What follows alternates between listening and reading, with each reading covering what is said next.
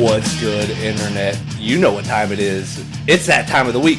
It's time for episode number 54 of Brother Around. How is everyone doing? I'm your boy, Wes Gardner, Tommy the Hobo himself, joined with the two gents. We got the three musketeers in the house coming at you. So, well, right there, we got Mr.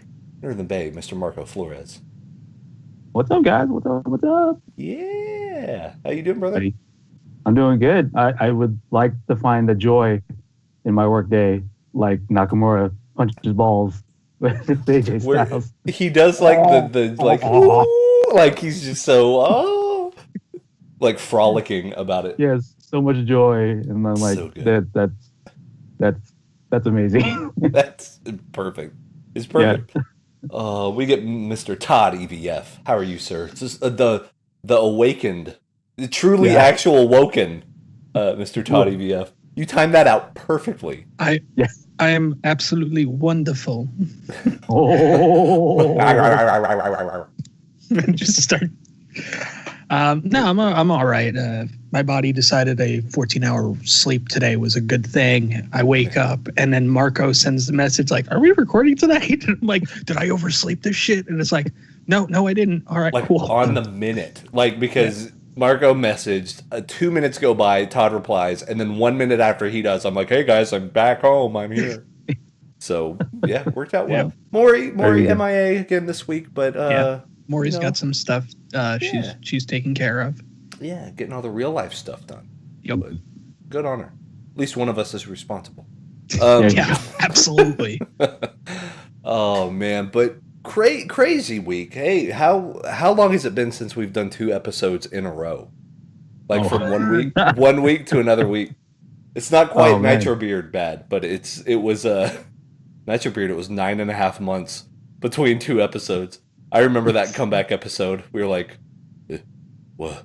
Where are we?" Like we played this bit like we've been locked in a room. We're like, "Whoa, the sunlight, whoa." Yeah.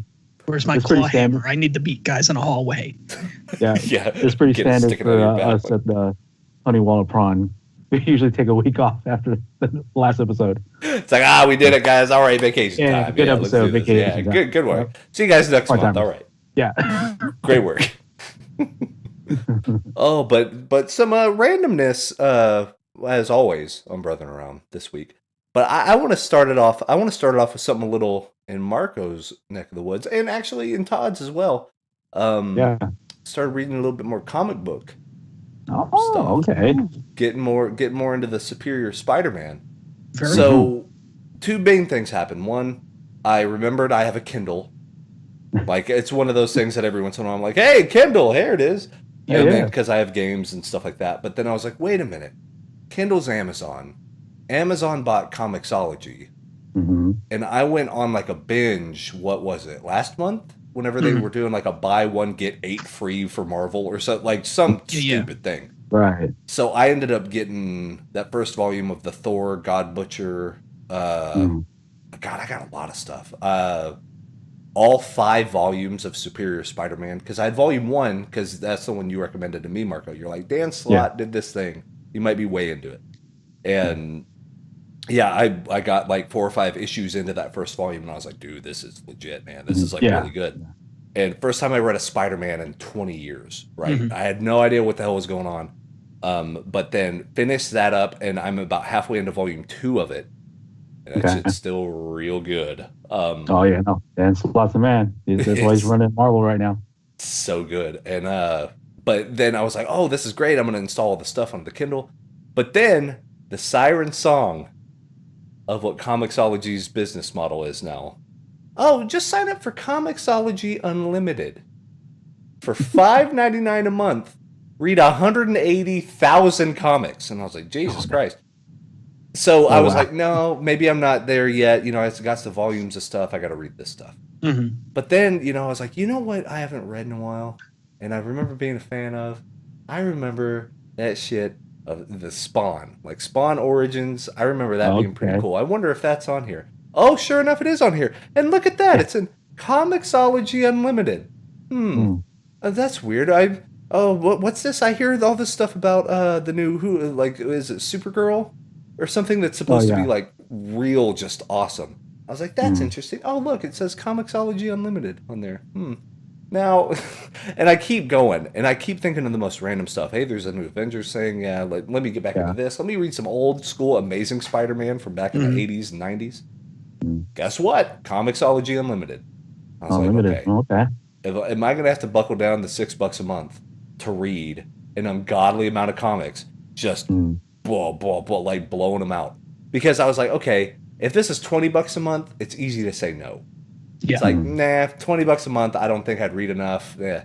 $6? Yeah.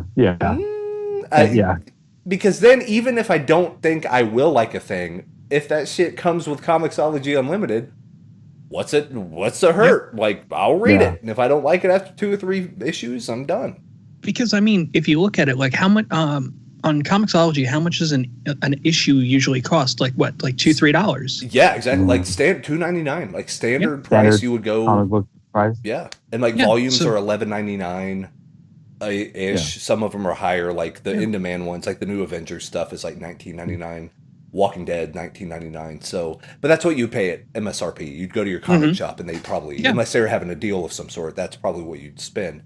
So what I'm hearing is for the price of 2 comics, two loose issues, you're getting what, 180,000? That's a familiar number. It's yeah, interesting. It's almost like Amazon has this 180,000 number that they just like going back to. We need to get a partnership with Comixology, man. Shit. That's some deep cuts right there, man. That'd be the dankest announcement we could ever make. Be like, by the way, you know that comic book shit? We're in on it. Like, go get it. Yep. Get yourself a free comic on us. Amazon. Oh my God. Can you imagine?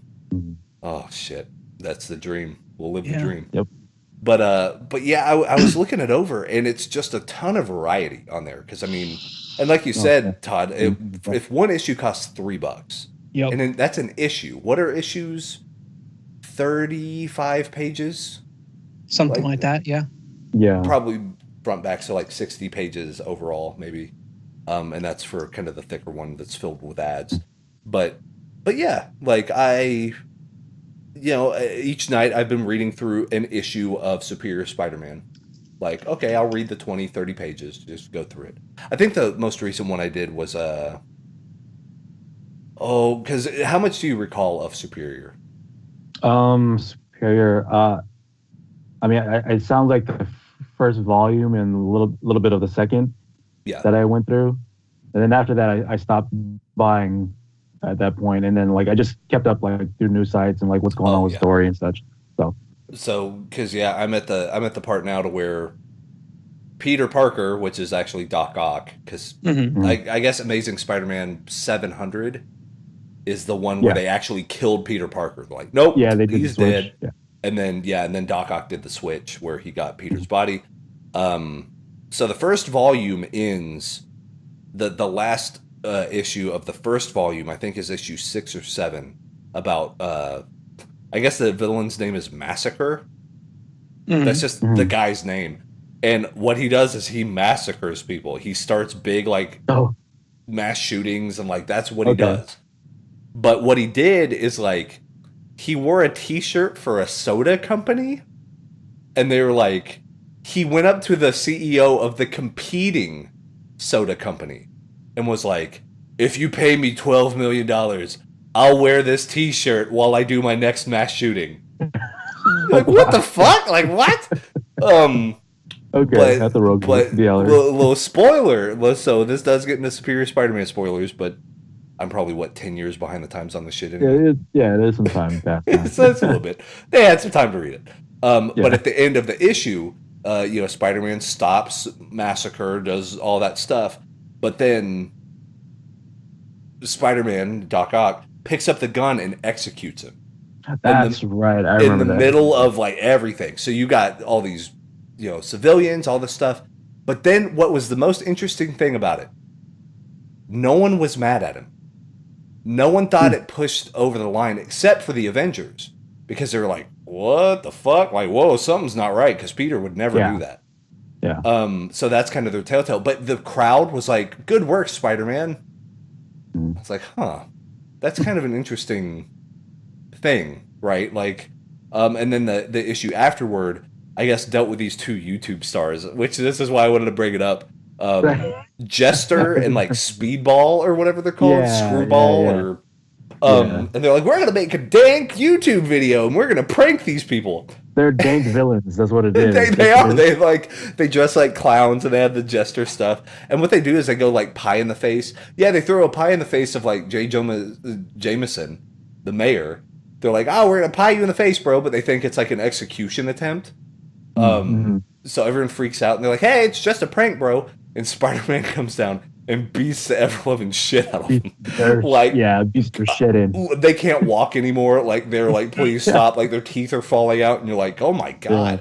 But that's whenever and that's where I'm at right now. And now the Avengers are like, okay, Wolverine, you got to step in and figure out. We're like, what the fuck? Because I think it was Wolvie was in there, Captain America. See, with the Avengers, since I don't know a ton about it, I don't know, like, what version. You know what I mean? Because it seems like there's a lot of versions. I believe you're in the Jonathan Hickman era of Avengers. I think that's the one Avengers that I recommended you get. Yes, and I did get that. The first volume, that, and the whole rest of that is on Comixology Unlimited. So it's like I just got to buckle down and pay the $6 a month and never run out of comics because they bring out and. Talking about subscription services, and we'll touch on this in a minute, but Todd, you'll be happy to know, dude, I am that close to Xbox Game Pass. I am like that freaking close. Will Crackdown 3 be the tipping point? That will be. Because I saw it and I was like, fuck, day one, Crackdown 3 for $10 a month. Yep. A month. That's the one. Honestly, like, if Sony were to have priced their PS Now like Game Pass, you'd be doing a lot better. I agree. Totally. Because right now, PS Now is $20. Yeah, it's $20. Okay. You do get PC streaming. You do get PC streaming on the Game Pass as well for the Xbox Anywhere games, which would include currently Sea of Thieves, the Robo thing that just came out, and Crackdown 3. So, but yeah, I mean, that's really interesting. And just kind of ducking back into comics, like I'm looking at Comixology and I'm upset that this isn't part of the Unlimited, but it is totally worth it. It's a series called Kill or Be Killed. The premise is basically young man, he kind of decides that his life is done, so he tries to end it.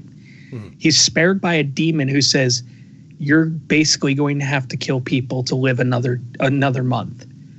Oh, okay. And the whole thing deals with not only him being this vigilante and doing this, but the ramifications on his family and the fact of like dealing with like a vigilante and all the other stuff. Yeah. So it was done by Ed Brubaker. So okay. Yeah. That's a name I actually recognize.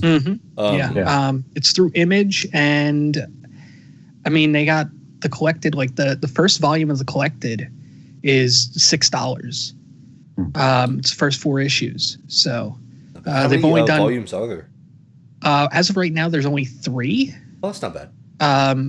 There was issue 17 just came out, and they've announced up to issue 20. So cool. So it's still early on. Deal. Yeah. Wow, interesting. Yeah. Yeah. And see, that seems to be the right time to get into stuff because I think, Margaret, you're the one that told me this like years ago because I was always kind of like, well, you know, I really like Planetary. I really like Watchmen, Pride of Baghdad, more of that Brian K. Vaughan, not necessarily a comic series, but like a short story. Like you buy the one book and it's done. Like, here's your book. Here's your Watchmen book. Enjoy. Here's your Alan Moore, and whatever. But you were the one that told me never be tempted by a number one. Never be tempted. Be like, oh, this is a cool new series, and it's issue number 1. What a perfect time to get in, because that's the fucking mark. Like that is, that's what they drive their business on, is like, we're going to do a new #1 issue every single month. So now you have to buy 8 billion comics, and it's, you know, while I agree, I kind of disagree at certain points on that. Like if it's like with established characters, completely agree. Like Spider-Man #1, like we've had like 7 of these, like right in 10 years, yeah. But when you deal with like more of like the indie comic scene, I know Kill or Be Killed. The shop I was going to. I talked to the guy. I'm like, hey, anything, because they always did staff recommendations. I'm like, is there anything you would recommend? He walks over and he goes, we have 2 issues of this left. We got these yesterday.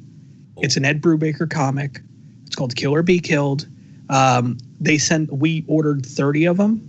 We have 2 left in less than 24 hours. Wow. Yeah. And the next reprint isn't coming out until next month. Wow. And I'm like, oh shit. Yeah. So yeah. I jumped on that. I think I got the first like 6 or 7 issues, and I was like, this is really good shit. This is really good.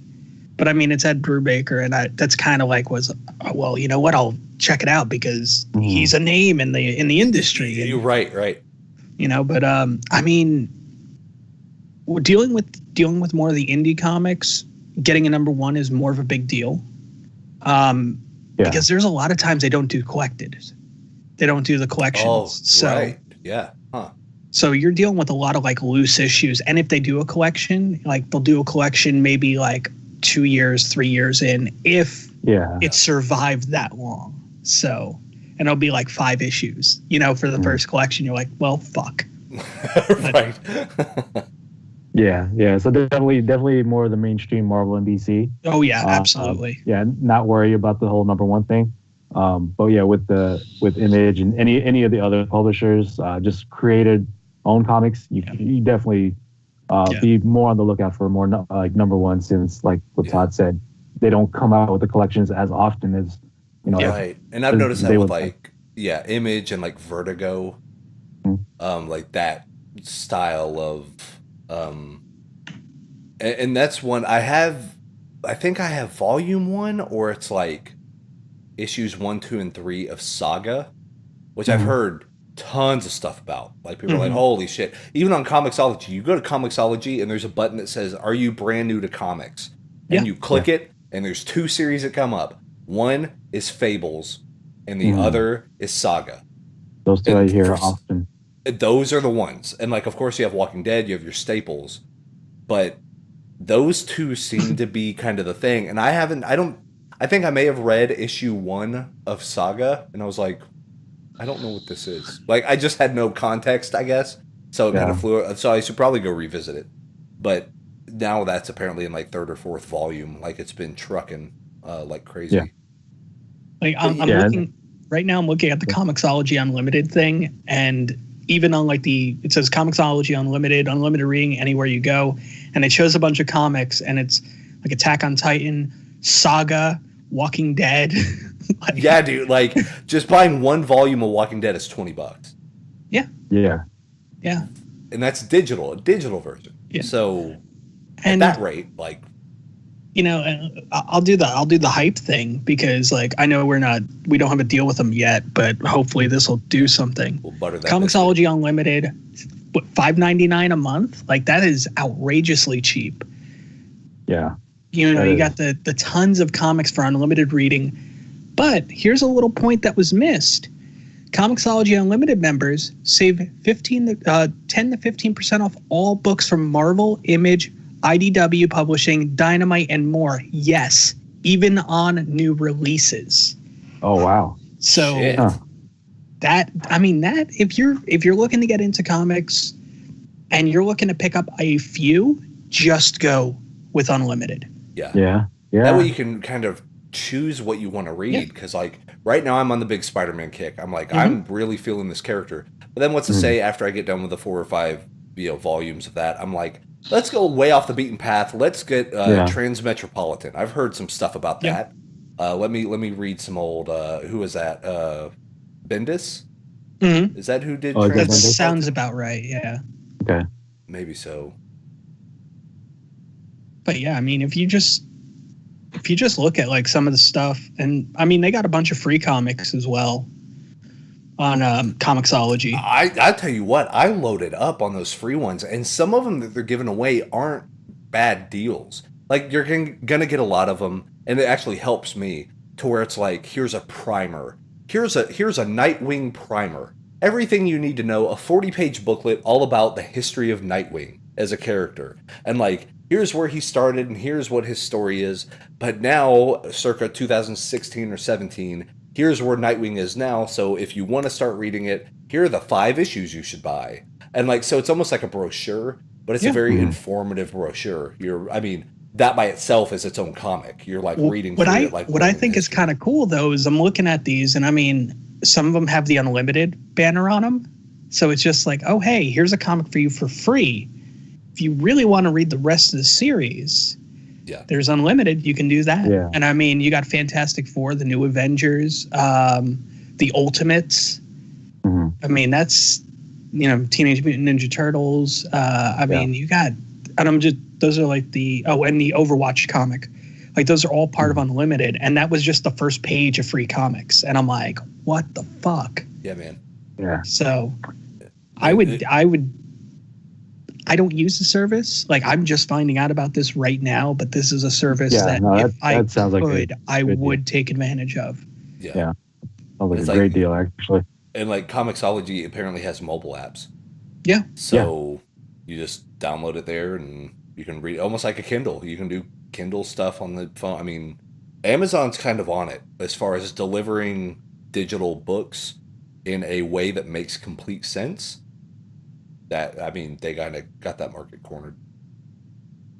But yeah, like getting good into the because we started playing the Amazing Spider-Man on Steam, and that was a fun stream. Did you run into the mobile apps thing? Did you even check that out? No, not yet. Oh, because it'll be one of those like what the fuck moments. Like, you want me to give you money so I can play Peter Parker playing a mobile game that I had to buy with real money. That's hysterical. I did like after each boss fight, there was like a Twitter feed. Like, so you would see what your score was for the, you did great, you did this, and the combos and stuff. But then over on the other side, it's like, did you see the big dragon outside? That thing was stupid. And like, it has all these just hilarious comments, and I was like, all right, I can get behind this. So Marvin was popping off on Twitter. Yeah. Someone was like, "I grabbed my shotgun and I went outside. Can't get that shit in my city." You can't believe what happened in New York, see? Yeah. Oh, hot off the presses, see? The rhino ran over people again. Oh, that menace can never be stopped. The haberdashery. We have to try to think of old 1920s, like chicanery. Yeah, but oh, my stars and stripes. Great googly moogly. We gotta listen. Pack up, and we'll do this thing, and then we'll do that thing too. See. That's the best character we've ever made. That and McKenzie. Now it's kind of a tie to where we have, for those that don't know, we're going like deep cut, like years old shit. Marco and I, during the Power Hour, we created a character named Marvin, who is like a 1920s mobster who reacts. It's like a perfect fish out of water character, right? Yeah. Because he's in the dumbest scenarios, but we want him to react in the way that you would expect. Like, a perfect example, if you need a context of who Marvin would be, there's an old character on Bugs Bunny cartoons named Muggsy. And he's like short and squatty and has a hat and it like goes over his eyes. But he says, yeah. Like, it's that terrible cliche. But like, we love that where he's almost like a newsie. And he's just chasing the biggest story, like, like, it's the worst thing. But it gets progressively more dumb, and that's what makes it better. But then we have, and we mentioned this on the Old Brothering Arounds, we have Detective McKenzie, which that's why I think Brothering Around is such a great point because all four of us were in for the inception of that character. We didn't give him a name. That was the best part. We didn't have a name. He had it no wasn't name. until Crackdown that I was just like, McKenzie. Yeah, Todd named him. But we just started riffing about how we should write an 80s vengeance, police, crime. Yeah. And then I think what really kicked it off is Marco did the perfect, you said, what was it? I got the DA up my ass. Oh, the district attorney is up my ass. You're a rogue. So far up my ass. You're a rogue. Yeah, you're just a loose cannon. Because they all have those. So we made up the most scenes of just dumb shit that you see in every one of those movies. Like, and I thought about another one. I thought about it somehow at work today. I was like, there has to be a time to where McKenzie is doing his renegade shit, right? But then the new detective that's actually working at the police station is trying to chase McKenzie because, well, I know who this is. But, okay, so it's going to be the scene. You know, whenever, like, someone comes up to the screen and they're like this on the screen and they're like looking kind of diagonal and someone runs up behind them like, sir, you can't be in this room. And then they have like a business card and they don't even acknowledge the person and they just like hand them the business card like, I have a permit to be here. Yeah. Like that. I was thinking about that exact scene. I was like, yeah, that'd be a good one because then it's like, sir, this is an off limits premises. I don't know, just trying to get him. And he's like, read the badge. And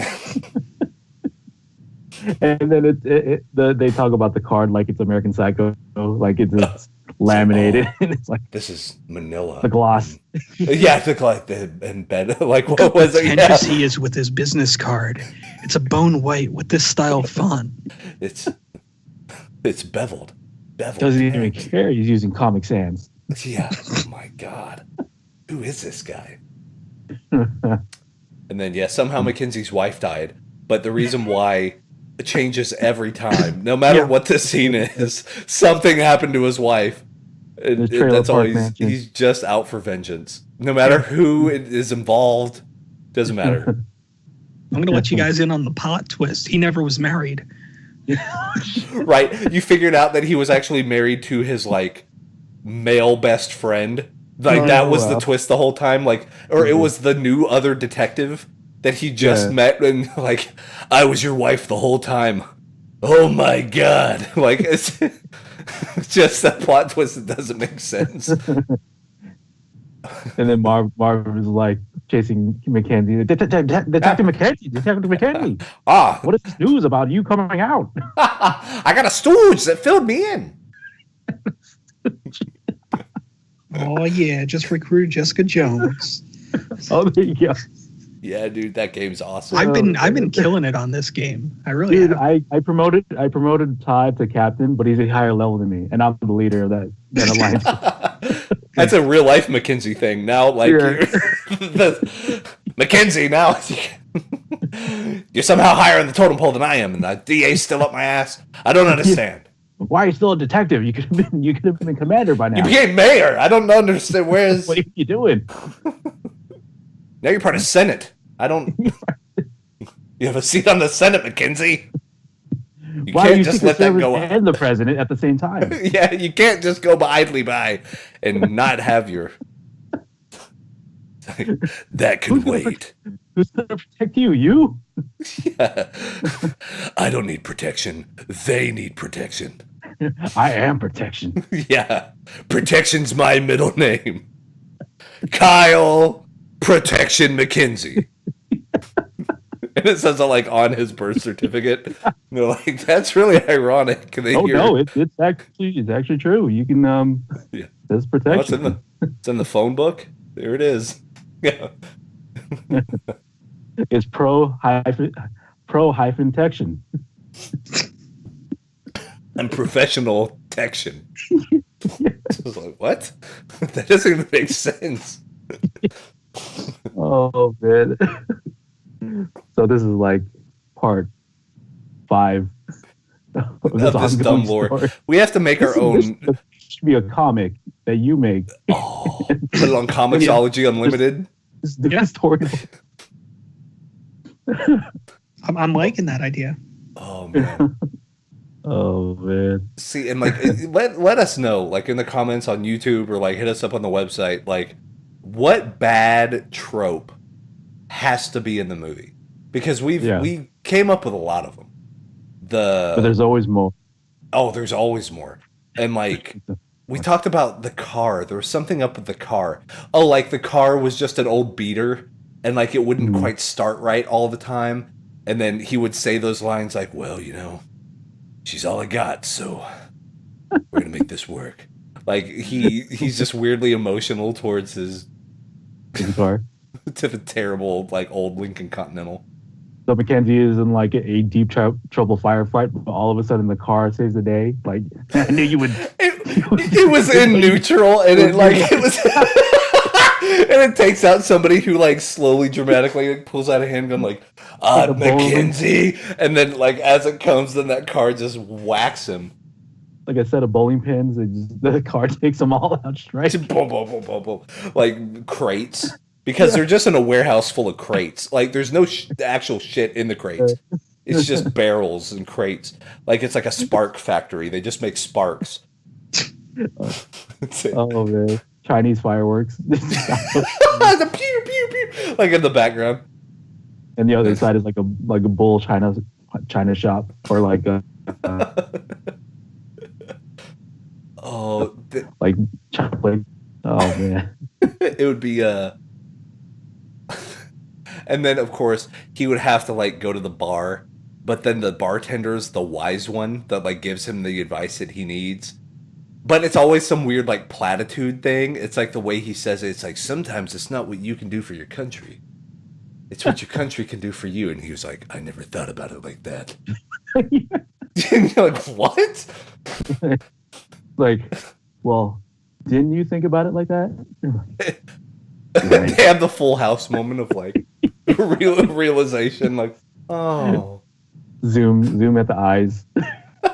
The credits roll. Like, and that funny zoom at the end. Yeah, the credit roll. the jump in the air where they just stop. Like, just action pose. But then the commander like has a folded newspaper and he's still screaming like McKenzie, like. Oh, he's in his bathrobe at his house. He has his slippers on with the socks on. He has a small dog. He's holding his dog like ah. Oh, just taking my dog out, McKenzie. Damn it. And then his wife comes out with hair curlers. Ron, get back in the house. It's cold outside. You're gonna run up the light bill. Yeah, because there's always like the nagging wife character, which is totally inappropriate. Like, oh my god, the worst. But there's always one. And it's like, can't you see I'm on the phone with McKenzie? Shit's hit the fan. I know where you get your Honey, McKenzie never really existed. That's the plot twist, yeah. It ends up being a whole Fight Club Tyler Durden thing. Like the other police officers are around the guy on the bed, and they're like, but what happened to the captain? And they're like, what captain? And they're like, well, the captain. It's like, the captain's been dead for 55 years. I haven't even been alive for 55 years. You've been alive for 200 years. Well, like, they get progressively like more dumb. It's like Westworld-ish. Yeah. You haven't been real this entire time. And then he wakes up. So, like, not only is it the plot twist of, like, I see dead people, but then he wakes up, so it's the dream plot twist on top of the other plot twist. So it's like, I've been dreaming this the whole time. All right, honey, we'll go back to bed. It was so real. Yeah.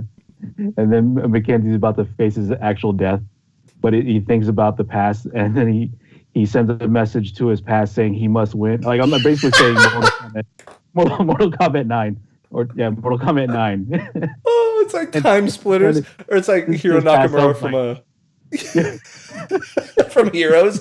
Like, time just stops, and it's McKenzie from the past, and he's like, you must take this bullet. Right. Who are you? I'm you. Like, from the past. From the future past. Oh my god. Days of the future past. Oh man. Yeah, this is gonna be a hit. Progression on our on the cop thing. That's the best thing, because anytime you introduce death and then time travel, you can do whatever you want. Like, it doesn't matter. Yeah. Whatever story thing happened, either you turn back time so it didn't happen, or like you travel to where like that's what happened with Lost.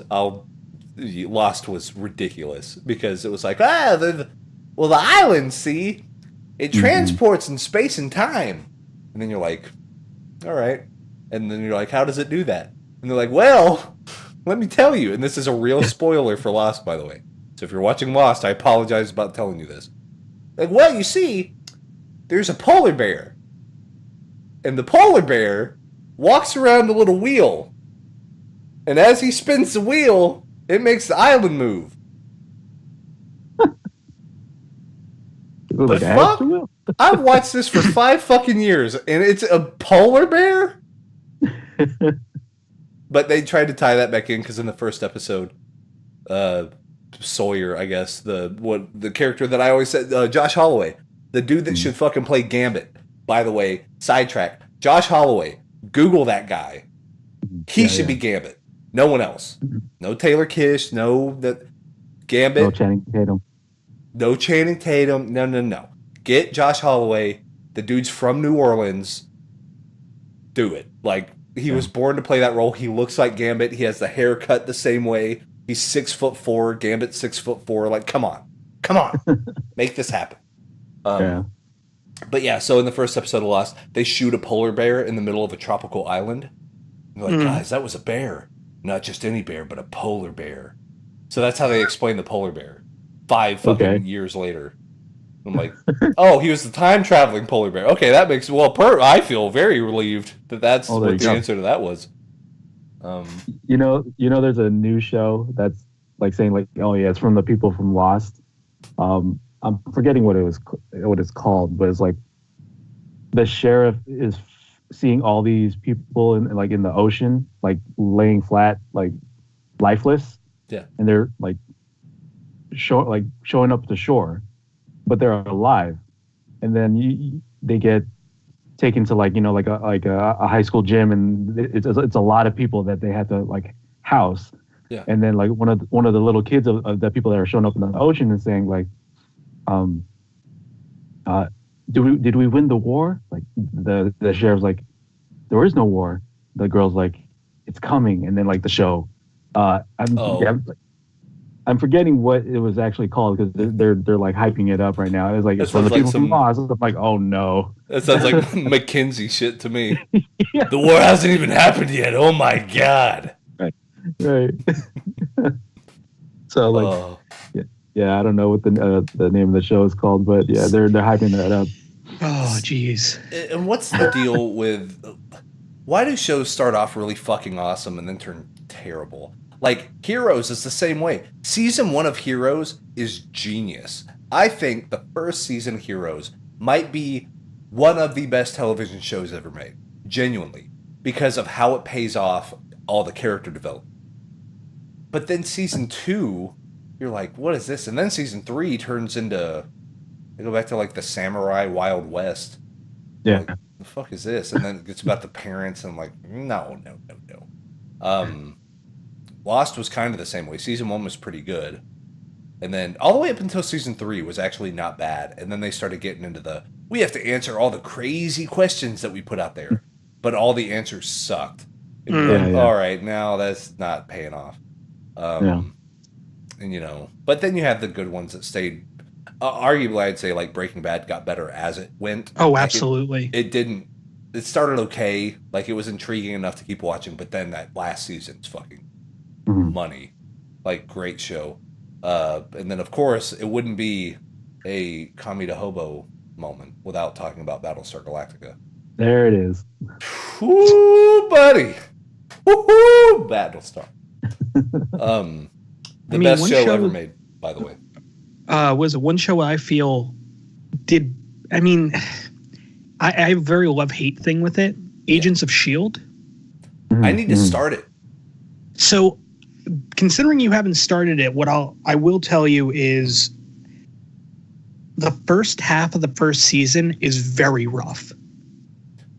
That's what I've heard. Like, it didn't find its footing, and they didn't know how they wanted to tie it into stuff. Mm-hmm. And they were like, "Oh, you might see the famous movie stars like Iron Man." Well, the thing is, like, they had a plan. It's just that it was very poorly executed in a sense. Yeah.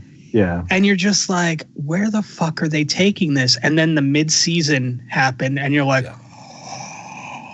yeah. What? It's See, just that exciting. was that moment.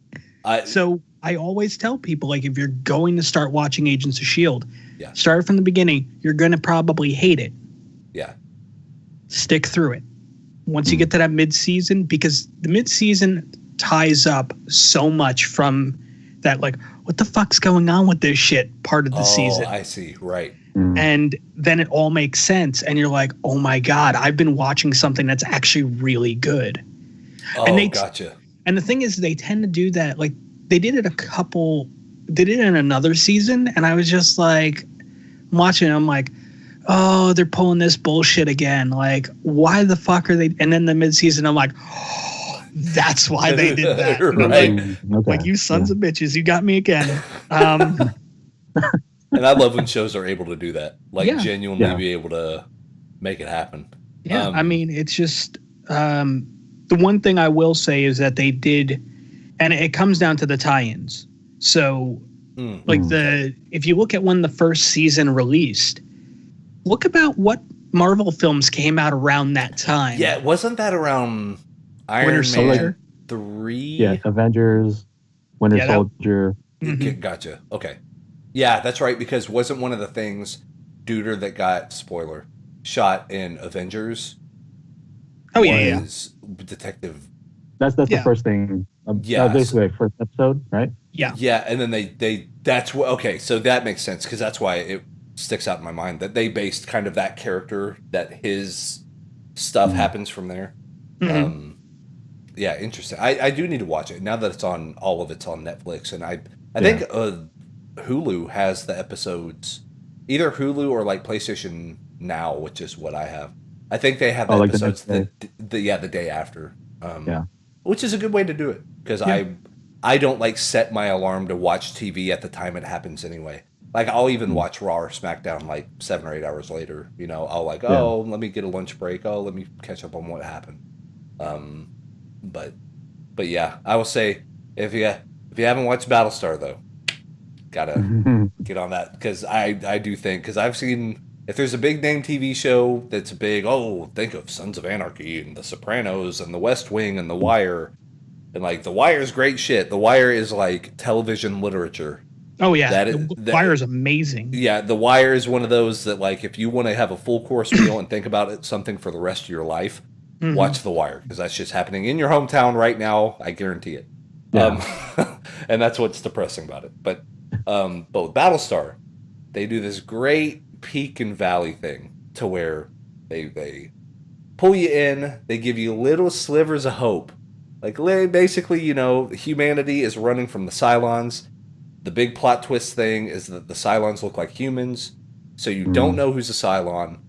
It came out right after September 11th, and that's basically what the ammunition for the whole show is. It's like, what if everybody's a terrorist?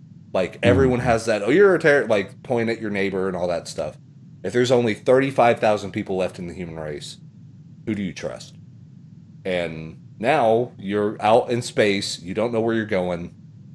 You don't know where you're going. You're stranded. You're running out of food. You're running out of gasoline. You're running out of all this stuff. Like, what do you do? Yeah. And they nail it. It gets real bad, but then it gets better. But then it gets real bad again. And like, so it's one of those that, especially with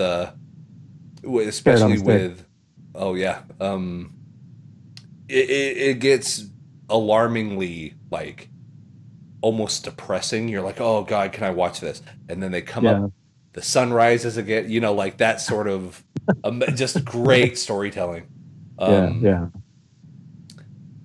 Let's see. I think Todd dropped. So So if you're watching the YouTube archive, there's some crazy video stuff happening right now. So we'll do that. Bam. There you go. Got a little side image of Marco right there. There you go. Perfect. There you go. Cool. So we got that going. But yeah, great TV stuff. I'm just excited about the comic stuff because it seems like Superior Spider-Man is headed. I think there's only one way it's going to end. Oh, okay, yeah. I really only see it ending one way, to where there's either like, and this is going to be goofy, especially when I read it and I'm way off base.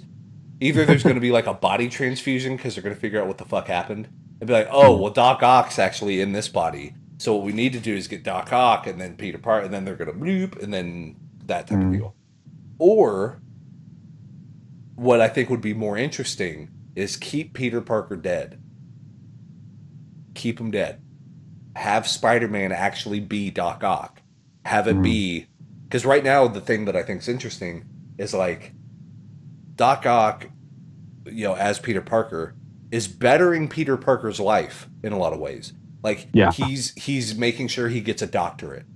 He's going back to school. You know what I'm saying? Like, I don't have a degree. yeah. He's like, what do you mean I don't have a degree? He's so proud of his ego and his intelligence that he's like, no. So, but what he's doing is he's getting Peter Parker a better life by doing this. Exactly. But then kind of the emotional trauma stuff, and like, it starts touching on a little bit again. And what we talked about, probably 20 episodes ago. Whenever I first started reading it, is I was like blown away with how personal they got with Doc Ock's like upbringing, and like I think it was the Vulture, and at the Vulture, whenever he summoned his other Vultures to come and like attack Spider-Man was fist fighting him and stuff, punched off one of their masks, and it was a kid, it was a child that he like a child soldier type thing, and then he got triggered. Yeah, it triggered him, and then Peter Parker saw the memory of like him being beaten by his stepdad or like something like that, to where it was this like childhood abuse, and you're like, oh fuck, like not expecting. Welcome back. So Internet decided that it wanted to duck out. Kind of crapped out, but I'm just talking about the Superior Spider-Man. Have you read Superior Spider-Man? I've read some of it. Like, I'm not big on Spider-Man, but the fact that Dr. Octavius had had Peter's body, because he like the whole I'm dying and let me just give him my mind and like my mind into him.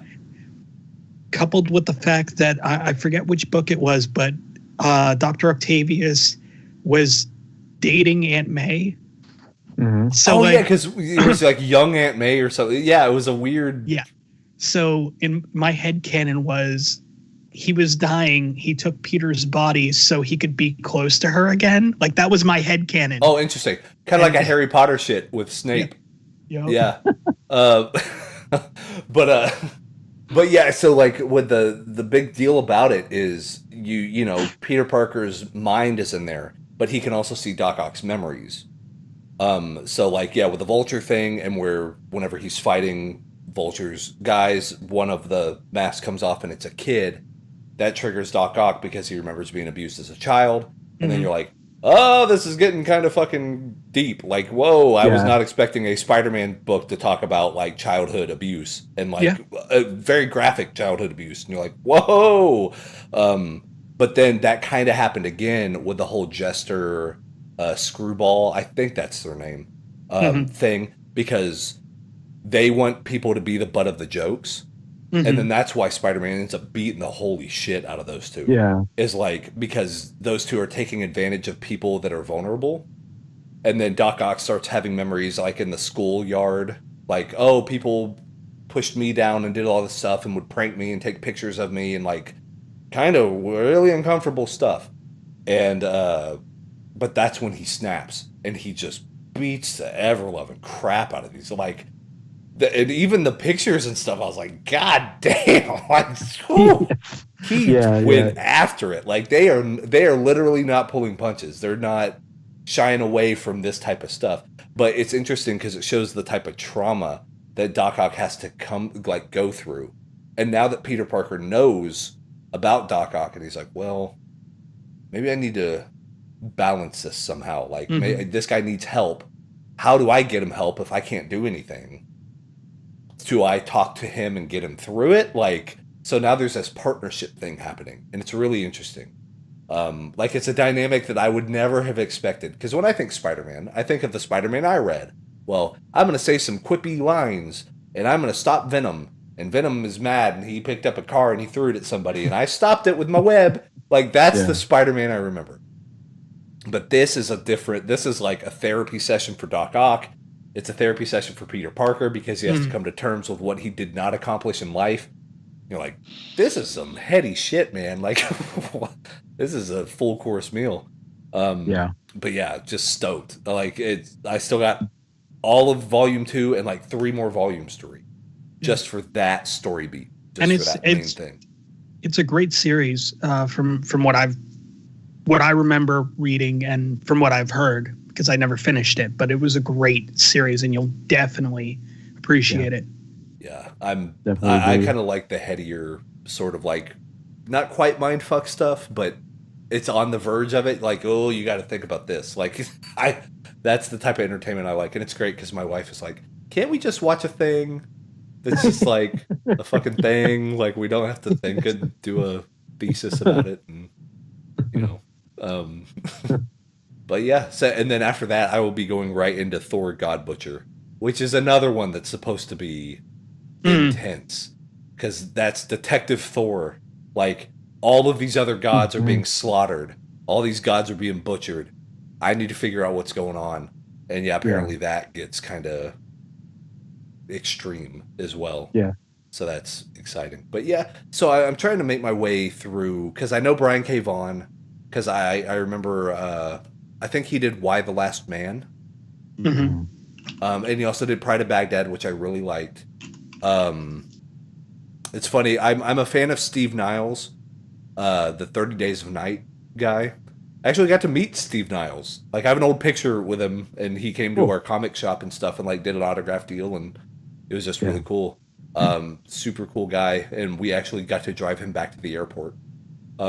So we were like his chauffeur around. We're like, ha, Steve Niles. Because it was right when the movie came out with Josh Hartnett, when they adapted it into that. So he was doing like a tour about the book. And I have a signed copy of it, like it's silver Sharpie, and it's on there, and it's all that stuff. So, but that was a great story. Like, those like really poignant little story beat type things. I was like, okay, I dig that comics seem to be getting better and better at doing that. About the nice little like bittersweet touches, or, you know, they could talk about something kind of intense.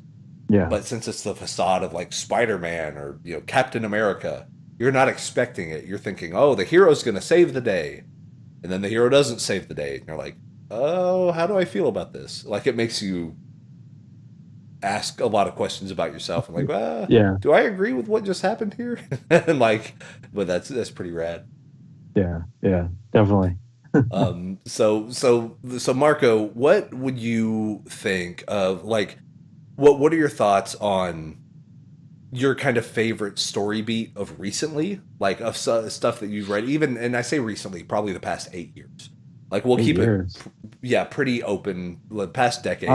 Do you think there's one like big comic moment that you're like, oh, everyone needs to experience the plot twist of blah blah blah, or like, you don't even have to ruin the twist, but you could say what series it is, because then we could see if it's on Comixology Unlimited.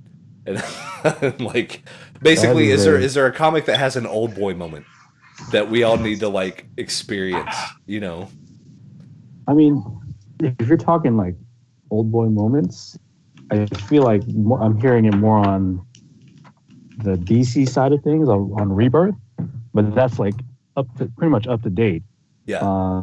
When it comes to comic books, and like, and plus Rebirth is introducing the Watchmen into the DC universe. Whoa. So that's a thing, right? Yeah. Like with the whole New 52 thing that they were doing, and like before it was like being like common, or like being like up to date. Yeah. They were saying like, Mr. Manhattan maybe has had like a thing in shaping the world sort of thing. So that's why Superman is a little bit more cocky than he was in the New 52 era than he is now. Where there's a lot of changing how like the history and background and stuff like that. So it's happening more on the Rebirth side. I guess Marvel is doing it more with their fresh start as well, with the whole after Secret Empire, the whole Captain America, Hail Hydra event that they did. It was kind of like a little bit of a restart because, I mean, like, I guess like right now, before their new initiatives start, it's more of like the whole kind of the old boy ish. That's Yeah, and I know for a fact that's on Unlimited. Like that's probably how they're selling it is with that. Type of stuff. That's what it is. And I was gonna bring up. I remember, God, this was last year sometime. You brought up like X-Men 90s. Is that what it was called? Mm-hmm. So there was X-Men 92 where it was just based on the cartoon, right? But like further adventures of the 92 like Fox cartoon series. Yeah, I need to get to that shit because whenever I saw it, all those memories like flooded back of like buying those toys at KB Toys. Like I had one of Beast, that exact Beast. I was like, oh my God. And like they had Gambit with it. So like I did totally mark out whenever I saw it because like Jubilee had the same dye in her hair, like all of it. I was like, those are the people I remember. And then like Sabretooth had the big bouffant like jackety thing. Yep. Hilarious. Man. Yeah. I would say check out X-Men 92. Thinking of anything else because right now I'm looking what Fresh Start looks like, and it's basically again on a bunch of number ones because it's kind of hitting the reset button, but not sort of at the same time. I mean, that's what I'm doing basically, just seeing what the current like vision is right now, and it's kind of being like a kind of a reboot. Interesting. Yeah. It seems like there's never really a bad time to jump into comics. No. Because there's always something going on. There's always a new thing starting or a thing is ending and there's a big event for it. And like it seems like all of the companies are pretty good about balancing that. Like some companies may do it better than others. But like chronological or like chronology sets and things like that coming out. And like Kill or Be Killed. Like you said, that now they're starting to put those into more collection-based things. Up to issue 17 and they're continuing it, but they know that there is a huge market for that and they're starting to reward people for sticking by it. So I think that's what I'm slowly, because whenever as an outsider like looking in, you think like fucking Amazing Spider-Man has 700 issues. God, like I gotta read how many of these, so you think like there's no way I could keep up. But there's always something, what I'm realizing is instead of thinking of it like, you got to read all 700 of these, it's more like, pick up the newest, I guess, story beat. It's going to be these 11 issues. Yeah, it's going to catch, like, the start of the arc is going to catch you up to what's going on, like, back, like, when it started, and then, like, what's going on, like, kind of like the previous arc. Yeah. It's like, either they'll do, like, a 0.5 thing, like, issue 0.5, or an issue 0.1, gotcha. Where it could be a jumping on point. But I mean, like right now, like I said, the fresh start with Marvel, they're all going back to number ones since that helps with sales. So apparently that really helped DC with the New 52 whenever they did that, right? Like that was I remember hearing about that and I wasn't keeping up with anything. And they were like, oh, New 52, Batman number 1, Joker number 1, like fucking everybody, Catgirl or Catwoman or whatever, like all number ones. And then problem with New 52 though was like the more interesting lines got killed off so quickly. Yeah, it did. Like All Star Western, like I enjoyed that, and they got rid of that, and I'm like, what the fuck? Yeah. I didn't enjoy Justice League Dark as part of that the New 52 experiment, as I call it. But I mean, it kind of ruined my trust with DC. And Rebirth came out, and everybody's just like, Rebirth is so good, and I'm like, I'm waiting because I didn't wait for the New 52. You got burned. Yep. Yeah. But I mean, for me, I know this is on Comixology Unlimited. Inhumans vs. X-Men was a fucking amazing six arc. Mm-hmm. They do have the issue 0, so 7 comics. Mm-hmm. It explains a lot what happens like after the Terrigen bomb that started killing off the mutants in the Marvel universe. Yeah. So I mean, you got that, but it also follows like 2 groups of the X-Men. You got the Storm-led group, and then you have the Cyclops led group, and it is a fan. I'm not gonna lie, X-Men lost me for a long time. This arc here, I was just like, holy shit, they finally did something that I can get behind. Yeah. One that isn't on Unlimited, which I liked, it's another limited series, was Civil War II Kingpin. Because it kind of shows like, it shows Kingpin for the character he is. And it's 4 issues of him just being Kingpin. It's that's right. But yeah, those would be my picks within the last 8 years. So I think mine would be because I'm really liking Superior Spider-Man. That's getting me amped up. But I always fall back to Planetary. Planetary just blew my mind. Whenever I read through it, it was like reading through Watchmen the first time. It was like reading through these bigger, like, Paramount, you got Killing Joke. Like, there's a certain list of like 10 to 15 of like must reads. The Death of Superman. You know, like, even if you don't like comics at all, you got to read these because they're like the staples. I would put Planetary in there.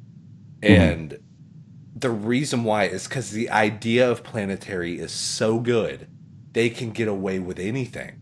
But it never feels out of left field or unrealistic. Basically, through a majority of the story, there are 3 individuals. And their the entire reason they exist is to make sure that things happen the way they should. So they don't get involved, but they do get involved if something's going to like cause a quote unquote like space-time continuum type thing. Yeah. But we're talking about the very first or second issue. They go to an island. And they're like, as we understand it, there's going to be a lot of Japanese like paratroopers coming to this island, but we don't know why. We just got word that something's happening. We better go and just check this out and kind of see what we can do. So they get there, and then they realize like, oh shit, this is the island where Godzilla is created. You know what I mean? And that, but you don't realize it until like almost 4 or 5 pages until the end of that chapter, and then you're like, oh shit, we got to make sure Godzilla lives. So how do we back these people up? Like, basically their whole gimmick is the world is a very strange place. Let's keep it that way. And there's one, my favorite issue of the whole thing, and it starts building on itself, like very meta type stuff, which is really cool. Like, but my favorite one is they hear that there's a ghost of a Hong Kong detective in Hong Kong that's going and getting vengeance by murdering the people that killed him and his wife. So it's kind of like The Crow. So they go and they have to talk with this specter who's like, basically he looks like Chow Yun-Fat with a big trench coat and all this shit. But like they have to work out a deal with him, and I feel like even describing it doesn't really do it justice. But seeing how it interweaves like real stuff, and then you start seeing how this all works together, and then they get maybe the coolest like plot twist I've seen in a book, maybe period, is they realize that as part of Planetary to really be successful, they need who's called the 4th man. And they're like, the 4th man can be anybody. It could be anybody. It could be Martin Luther King Jr. It could be anybody from any part of human existence. We have to find out who the 4th man is. Because this is what's going to bring it all together. And then that reveal is fucking fantastic. Like, it's crazy, the type of stuff they pull. But I think that one's the I can't remember who wrote, but maybe it was Bendis that did Planetary. I keep thinking of Bendis. I'm not sure. But, it might be right. I don't know. But yeah, so highly recommended for Planetary. The thing is, it's not cheap though. Like I was looking on, I think even Comixology, each volume's like $20, and it's not part of Unlimited or something. And I was like, why is this so expensive? And thankfully I have all 4 volumes like physical. It's one of the rare comics that I actually own, like a physical copy of. But amazing. Like it changed my idea of what type of story you could tell in a comic. Because it took itself seriously, but it didn't really take itself seriously at all. Like it hit that happy medium of they knew it was goofy, but then stuff started escalating and it started becoming more and more important. And you're like, oh, this is kind of a big deal. Cool. Yeah. Well, they just released looks like they just released the omnibuses on Planetary. Oh, cool. So you got book 1 and 2. Book 1 is right now $15.99 on Comixology and $18.99 for book 2. So for what, $33? Yeah. But I mean, book 2 covers issues 15 to 27. Yeah. So there's a lot to it, and those are meaty issues. Each one of those is probably about 40 to 50 pages. Like they're thick books. So I mean, that's probably 300 pages right there. Like just getting through the omnibuses. Book 2 is 436 pages. It's outrageous. That's huge. Like, but it's worth it. It's worth the investment because the type of stuff they go through, you're like, how did you even come up with this premise, much less make it work? And it never feels it never feels too outlandish. They never go past that point of no return. It does deal with like time skipping and time travel stuff, but then it's also to save themselves and kind of the thing we made fun of, to where there's a part where they meet each other and they warn each other about something happening. Like the 4th man meets with the 4th man and discusses something, and then they both split, and then like it goes into the other field, but like it makes logical sense whenever you read it, and you're like, this is really tricky. And the omnibuses aren't just, for example, Omnibus 2 isn't just issue 15 to 27. It also includes JLA Planetary, Terra Occulta, and Batman Planetary Night on Earth. So Night on Earth, that's part of the bonus one that I got, and that's cool because exactly. So the Planetary people will show up in a Batman comic. Batman's like, who the fuck are you? And they're like, this sounds really weird, but we know who you are and we know what you're about to do. And like, so you could like really play with fun stuff that way. And they joined Justice League. So things like that. Kind of like what you were saying, Marco, is how they're pulling in Watchmen on DC. Like, here's Dr. Manhattan. It's like, well, here's, Snow. Here's the drummer. Which I even their powers don't make sense. Like, my favorite character in that is the drummer. And what he does is he just has his headphones on and a cowboy hat, and he has sticks and he drums. But what he does is he can hear frequency vibrations, kind of like Daredevil can. But he can tell if something's going to happen before it happens, because he can feel the shift in whatever vibration's happening. So like he's constantly drumming on stuff, but it's to be aware of like everything changing around him. He can hear molecules splitting. Like he can hear any, like that type of shit. So you're like, how is this even going to work? But then you realize that, maybe he can listen to the stuff so much that it freezes the air, and then Snow can come in and like, so they start digging into each other's abilities, and it's really interesting. Kind of what they do. But I'm glad it's been a while since I've read it, so I don't give too much away.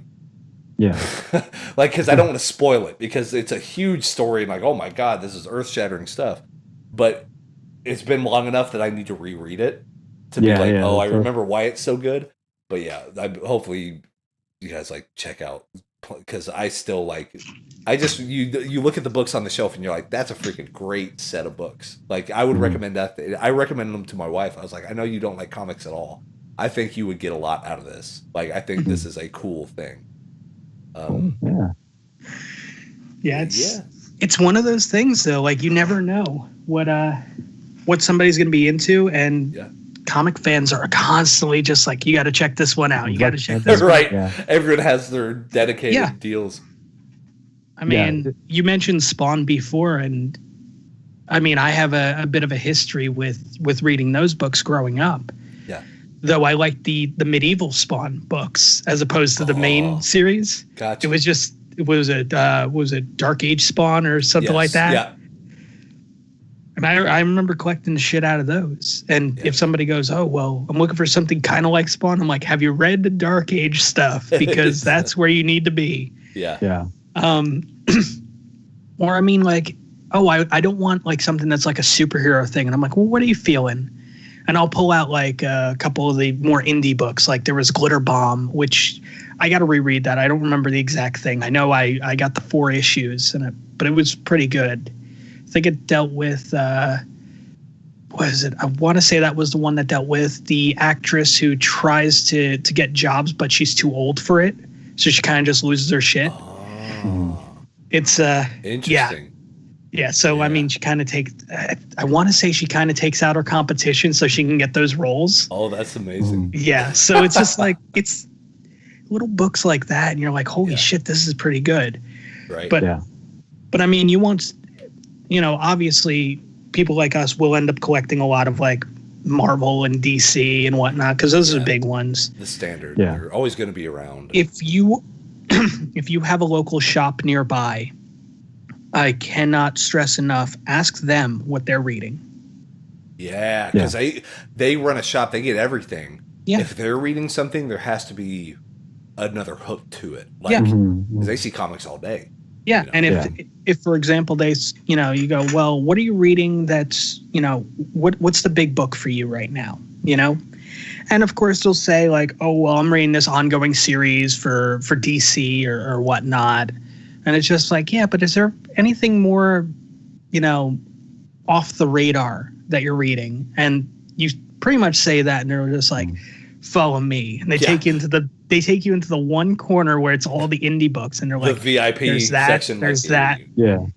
Yeah, because otherwise you sound like somebody who's just like, I'm thinking about getting into comic books. What should I read? I saw that Iron Man guy on the TV. Yeah. Which there's nothing wrong with that, by the way. Whatever gatekeeping way you want to get into the business, God bless. Yeah. But that's interesting. Like, so we're almost live about an hour and 20 minutes. So I'm gonna do one of those, you got to pick your children, your favorite child type of things. If there's one book, one comic, and it could be the full arc, it could be snippets that you would recommend anybody. Like, they could love comics, they could be obsessed with comics, they could have already read the comic that you're thinking of, or they could be brand new, never once saw a comic book, like doesn't even know how they work. Like, is there one book that you would go to? Like, I already know my answer. One book that you would recommend for anybody if they have not checked it out. Jeez. Dang. Okay.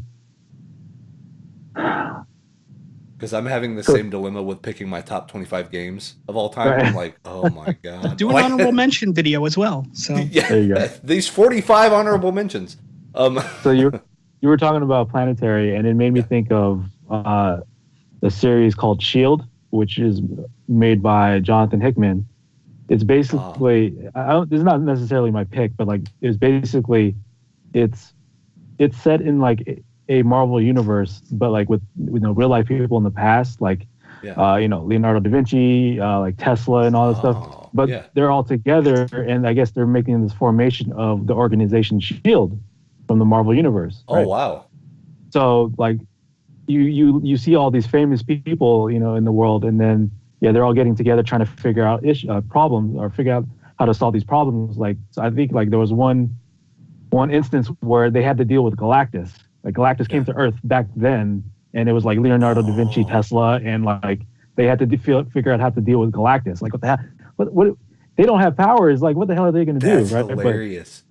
And then I think there was another instance where like again same famous people, but they had to go up against like Benjamin Franklin because like Tesla is being is pissed at Benjamin Franklin sort of thing. And they stole my inventions. Yeah, he stole my invention sort of thing. So like Benjamin Franklin's a supervillain sort of thing. So like Shield made me think of like when you were talking about Planetary. That's really cool. So yeah, I would say take a look at Shield from Jonathan Hickman. Yeah. Jot that down. but something that a book that I would recommend. Man, that's a really good question. I have to think about that. Like, if you guys have your responses ready, like, go for it, because I need to think about it some more. And also in the comments, if you're listening, comment us what your pick is for people, because like that's the whole point of this is like get us reading everything. Like, because I think mine's fairly easy, but it's the one that I read kind of even before Watchmen, Killing Joke, and stuff like that, and I just fell in love with it. Then I fell in love with the movie, and that's The Crow. Like, The Crow is such a distinct book, because the book is actually, whenever you know James O'Barr and his story about what happened in his personal life, like basically, what was it, the day or the week before his wedding, his wife was, or his fiance was killed in a drunk driving accident, and he was pissed. He was suicidal. Like, he hated everybody. He hated everything. He was like, fuck the world, all this other stuff. And then he met with a therapist one time, and the therapist was like, no offense, but you're kind of too far gone. You got to find something to do, or you're not going to be here very much longer. He was like, fuck this. So he was an illustrator by trade. So he was like, I'm going to write a book. It took him 6.5 years. No one knew where he was. No one knew, like, he lived in his house. He was a recluse. He was in his basement. He didn't talk to family. Family thought he was dead. Nothing. He comes out 6.5 years later, and he wrote The Crow. And you read that book, and you're like, like, there's some, fuck. Yeah. Like, there's some heavy shit in that. Like, but it's such a beautiful, like, you can tell how he got better. Like, that was his therapy. A lot of people that are anime fans will say the same thing about Neon Genesis Evangelion. Like, the creator of Evangelion did the same thing. He was beside himself. He hated it. Then he wrote every script. He wrote the whole show. He made up the characters, the whole thing, and it's fucking bonkers. Like, Neon Genesis Evangelion is nuts. But The Crow is very grounded. It will make you think about a lot of things that you might take for granted in life. Like, it's one of those pivotal, like, you read it and you feel better about yourself after reading it. Like, you know what? Life is actually pretty good. Not during half of this book, but like, there's, it's just basically, it's about a guitar player, Eric Draven, and his wife gets murdered. Shelley Webster gets murdered the night before their wedding, and they were going to get married on Halloween, but they get Devil's Night as the night before Halloween. And that's when the murder happens. A year goes by, a crow brings back Eric Draven from the dead, and he gets fucking vengeance like crazy. And he's invincible. So it's like, not only does he come back from the dead, he can't die again. So now he's really getting all of his vengeance. But then, of course, you realize that's not actually the case. And he seems invincible until, like... He seems invincible, Till like, he could take shots point blank, and that's great. And you're like, oh, we can't kill this motherfucker. But... but there's a little twisty there. But, and the movie is a classic. I can quote the movie line for line. Still, I could recite you the entirety of The Crow, all 1 hour and 28 minutes of it, or whatever. Like, all of it. I got it on point. But yeah, The Crow for me, for sure. So mine.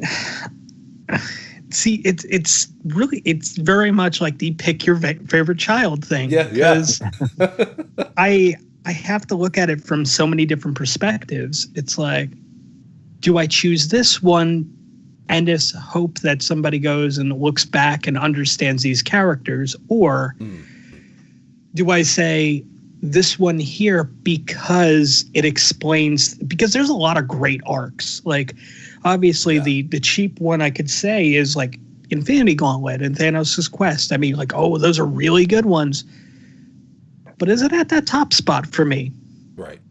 No, it's not. It's an amazing arc, but I would have to I'd basically have to sit there and explain a lot of shit to people on that. So for me, it's, you've gone with these really amazing books and arcs and whatnot. Mine, I'm going to have to go with Squee. I've heard. Yeah. Which Yonan Vasquez has done a couple comics. It's how he kind of started. Then he also did a TV series called Invader Zim, which most people know him from. Squee was his second series. It involved a little boy who's basically scared of everything, like his parents hate him and all the other stuff. His neighbor, like one of his neighbors, is a character from this first series, Johnny the Homicidal Maniac. So Johnny is one of his neighbors, and then I want to say his other neighbor's name is Papito, who is the Antichrist. Like it's just he's got a teddy bear he talks to and stuff like that, and it's a fucking weird book. It really is, but I do recommend it. Like, it's just one of those it's definitely a snapshot of the time it was released, where it was like this, it's a black and white comic. So there's no coloring. It's very angsty, so to speak, because of the time it was made. I mean, that was very acceptable. At the same time, the comic itself was sold mostly through, you could find it at some shops, but most of the time you could only find it at like Hot Topic locations. So interesting. Yeah. So it was just one of those things, like it fit that tone so much. But I mean, if you look for it, you could probably find it. It's pretty damn good. That sounds rad. Oh, but good comic talk. We haven't had a comic episode in over a year, I'd say, that we really focused on comics primarily. I know we threw some TV stuff out there, but just good storytelling. Like, whatever good stories are. Storytelling, is definitely the theme of this episode. Oh, yeah, absolutely. Yeah. And then we'll talk about the best story, which is Metal Gear Solid. No, fucking crazy. My fanfic of Metal Gear Solid. Where Metal Gear Solid meets up with Dark Souls, and then they end up in Marvel versus Capcom. Snake meets this trainee named McKenzie. Yeah, and this young lion named McKenzie. Yeah.